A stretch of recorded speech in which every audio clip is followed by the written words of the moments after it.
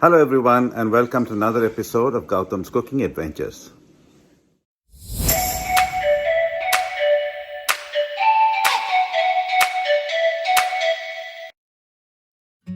In this episode, we'll walk you through the steps to make a Desi style Mutter Paneer, which is a home style form of cooking cottage cheese and a peas curry. Now, Mutter Paneer originates in North India and it consists of peas and cottage cheese, which is mutter and paneer, stewed in a rich tomato-based sauce and spiced with Garam Masala and very basic common spices. In its original style, which is a Desi style, it has the most basic of spices commonly found in any home, which helps accentuate the taste of the peas and the cottage cheese beautifully. This is the cooking style we will cover for this episode. However, variations including cashew paste or yogurt, which constitute the Shahi style of cooking, and even the addition of potato, which is Aloo, are also made and are usually found in restaurants and dhabas, which is kind of the commercialization of this dish. This is typically consumed with rice or any kind of Indian bread. Now here are the ingredients for making this dish.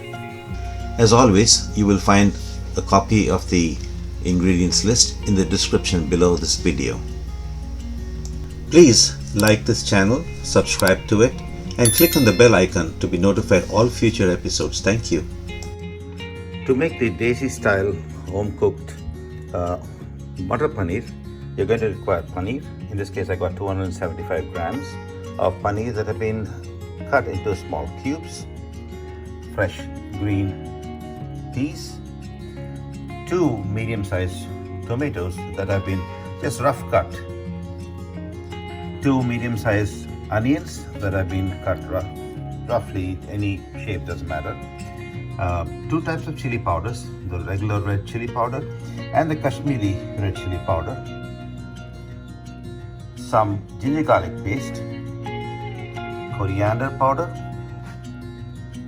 jeera, turmeric powder, Garam Masala, salt to taste, some chopped fresh coriander leaves, and 2 long green chilies that have been cut roughly, and last but not the least, the oil to cook in. So today what we're doing is we're going to make this the traditional Desi style, using just generally the kind of vegetables and spices you will find in just about any home. Not the restaurant style, not the Shahi style, but I will talk about that as we go through this video. So I've taken a large kadai, or in this case a wok. I like a deep dish because it's easier for me to cook and allow all of the things to settle in the bottom here. And what I'm going to do is heat this on a hot stove till it gets nice and hot. I'm going to add some oil to it, in this case about 2 tablespoons of oil. Let the oil heat up, and once it's hot, we'll start adding the ingredients to start the cooking. The cooking is going to be a 3-step process. The first step is to make a paste of the onion and the tomato, along with a little bit of the ginger garlic paste and the chili. And what we will do is we will first cook that in the hot oil just to get its flavor released, and then grind it into a paste. Then we will also then in a hot oil cook a little bit of the spice, which is in this case the jeera seeds and the red chili powder, and basically add that into the sauce. So we complete the base sauce in which the rest of the items, which is the paneer and the mutter, is going to cook. So the oil is hot now, and to this I'm going to add onions that we have cut previously.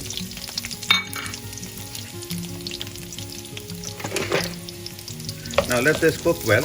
Make sure that all of the layers are separated. We don't want to cook this too much. All we really want is for the color to be discolored a little bit. What it will do is allow the aroma of this to be released.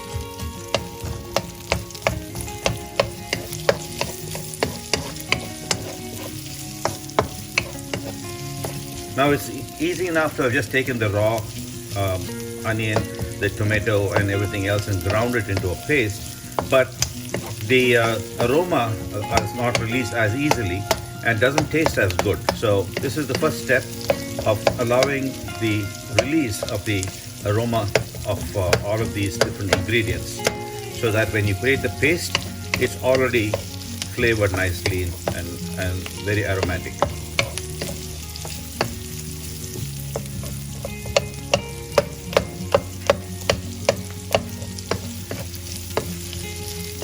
This doesn't take very long, it's just a minute or so. As you can notice, the color is already reducing.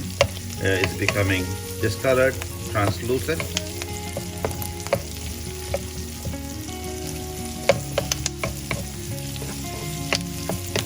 Now this is all really what is all that we need at this point of time.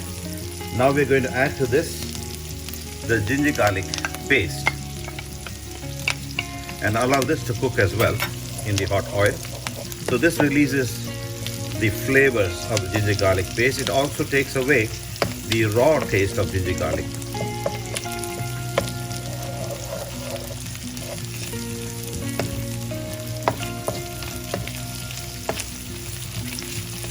So remember, during this process, the onion is also cooking.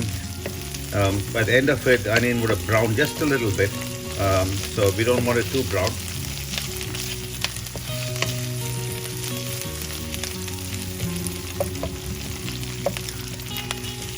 That's all it required, just about a minute or so, and I can already get the flavor of the ginger garlic. Now to this, now before we go, notice that the ginger garlic has started to become brown, and that's kind of what we are looking for. We're now going to add to this the tomatoes that we have cut, and let the tomato cook in this bit for just a couple of minutes. Now I just want the tomato to soften a little bit, not necessarily completely cook. So I'm just going to allow this. It's still on a medium to high heat temperature. You also need to add some the chilies into this mix and let that cook as well along with this. Keep it covered and let it cook for 2 minutes. So it's been cooking for a couple of minutes. I did check in between, stirred it, which is what you want to do. Maybe stir in a minute or so. As you can notice, the oil is separating. The tomatoes are nicely softened. At this time, this is ready. Switch the stove off. Now we want to transfer this to another plate. Let it cool off and bring it down to room temperature. Remember, we need to grind this, and in order to do that, we need this at room temperature before we actually grind it. So as you see, I've transferred it into a plate and I'm just spreading it out so it cools off faster. And now we're going to come back once this is cooled and we have ground this into a nice paste. So the ingredients that we had earlier cooked for making the paste is now cooled off. I put it into a grinder and I'm going to grind this into a nice fine paste. I'm not adding any water, I'm just going to grind as is and see how it is. And this is how it looks once it's ground. It's nice fine paste. I didn't add any water, as I told you. Basically the liquid that came out of the tomato and the onion really ground it and made it as it is right now. This is what we want, nice thick paste. So we're ready to get started. I've switched the stove on again, back to a high flame. In the same pan, I've not really gotten rid of any of the other things that I've cooked in earlier because I'd like the flavor to continue to keep. And in this, I'm going to add 2 tablespoons of oil. Let the oil heat up. Now, there are variations to how you can make the paneer. Some like it to be fried and kind of coated on the outside. You could do that, but in my case, I'm going to make this a Desi style. And because my father typically can't really bite into things that are hard, and when it's fried, the corners can cut his gum. I'm not going to fry today. I'm just going to make it a soft paneer style. So what I'm doing is I'm making the oil hot, and once the oil is heated up, I'm going to add to this about 1.5 teaspoons of jeera. and let the jeera fry in the oil till it crackles. Now remember that we did the grinding of the paste earlier. So basically we put the green spices in there and we ground them after cooking them for a little bit. Now is where we're actually be cooking the dry spices, which will also go into that paste in order to make that paste the complete paste that we need. So as you can see, it has started to crackle, and to this I'm going to add just a little bit of the regular red chili powder, about a spoon, and about half a spoon of the Kashmiri chili. Just let this fry for just about a couple of seconds. All we really want it to do is release its flavor, and once that's done, we're just going to add the ground paste into this.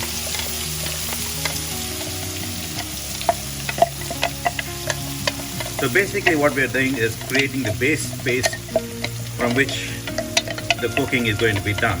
Most restaurants would have created this paste ahead of time. They do it in large quantities because they reuse the same paste time and again for a bunch of different cooking of different vegetables and chicken or meats.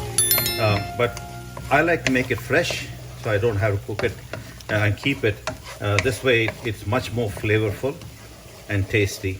So what we're going to do is just allow this to cook for a little bit, and we're keeping this on a high flame. I'm going to constantly have to keep turning it around so it doesn't catch. What we're going to do is we're going to wait for this to change color. Now it's a slight orange color now. It's going to change to a much more darker red, and it'll start allowing the oil to get released from it as well. So we'll get back to you in just a couple of minutes. This takes about 3 to 4 minutes to do, and we'll get back when it's ready. So it's cooked for about 5 minutes, and as you can see, it has become a much thicker paste. It's lost a lot of the water, and the oil has started separating from the side. It's also changed color to a much darker red as compared to the orange that it was earlier. At this point in time, this is ready for us to start adding the next set of components into this. Now, the first thing you want to do is add the mutter to it. Mutter takes a little longer than the paneer to cook. So the first thing I want to do is add mutter to it, coat it nicely with this.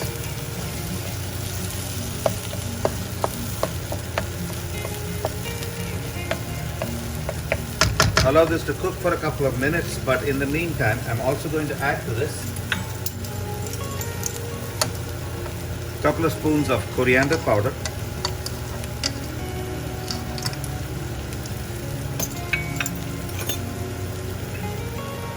a little bit of turmeric, about a quarter spoon,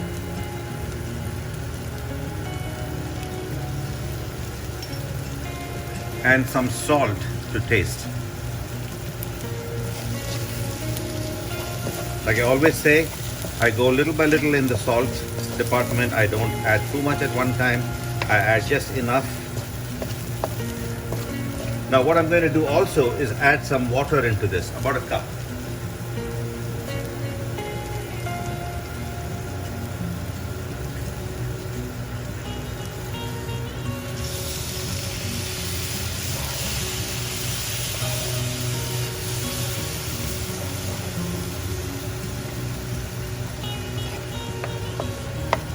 Remember, we want to have a little bit of a base in which to cook everything, and that's what this is going to do, is the water just adds to that.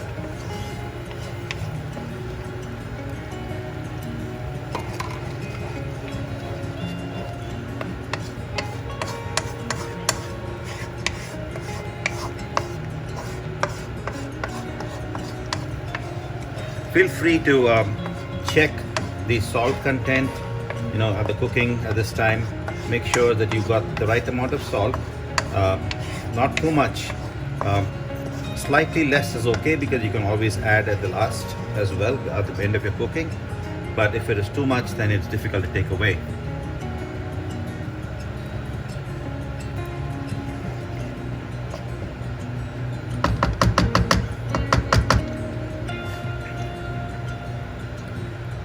I'm still cooking at high. My entire cooking in this particular case is going to be on a medium to high or almost high setting.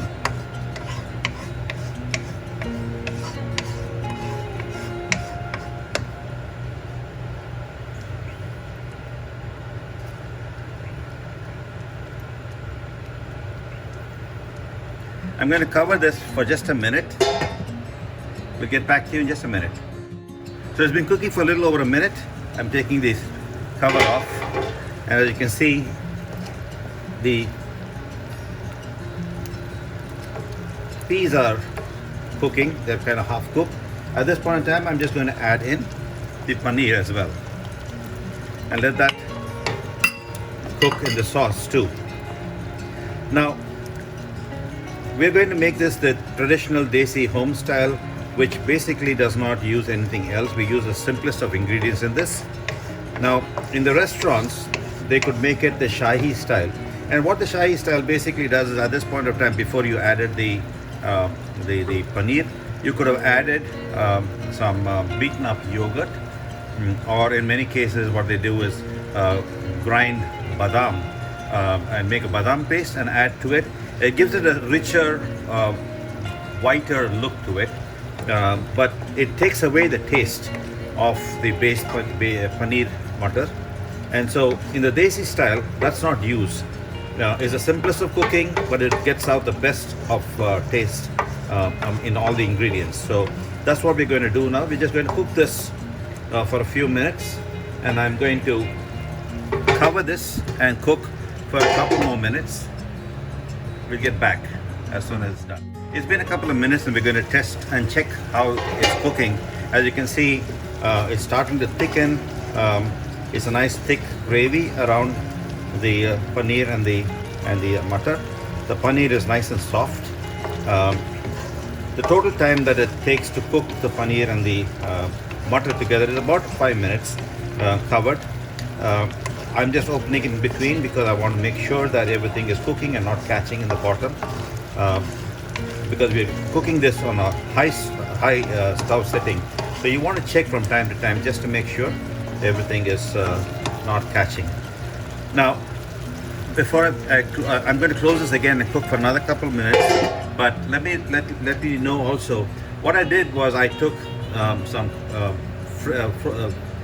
paneer from the fridge. Now, it was obviously cold at Delhi temperature, and so also the mutter was actually frozen mutter. So what I did was I took the mutter and I soaked it in some water for about half an hour before I started cooking, basically to bring it down to room temperature.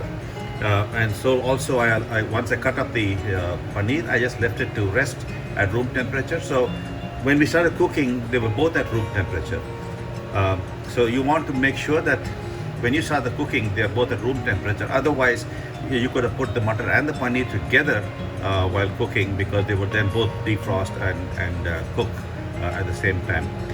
But that would not be the ideal way to do it, because when it's not completely defrosted, they don't get the same fluffiness or the softness that you would get once it is at room temperature. So it's been a couple more minutes since we closed it. Let's check on it. See, it's reduced nicely. The paste has become much thicker than it was before. It looks like everything is cooked well. It started to release the oil all along the edges. I'm going to check on the mutter. Just press down and it breaks very easily, so it's cooked.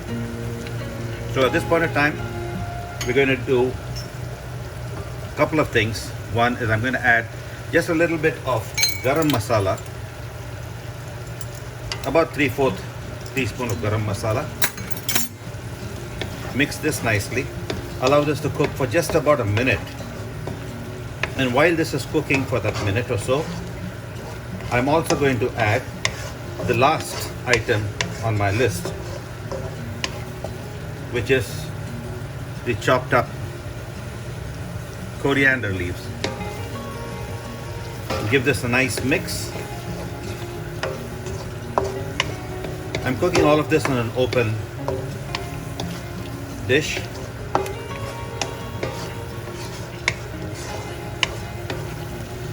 And that's it. Your Mutter Paneer is ready at this point of time. It's got a nice thick masala sauce to it. If you want to make it a little thinner, you could add just a little bit of water and cook it. But I'm good with this. I'm going to pull it off, and we'll see you once I've dished it. There you have it, folks. Mutter Paneer that's been dished. As you can see, it's still steaming away.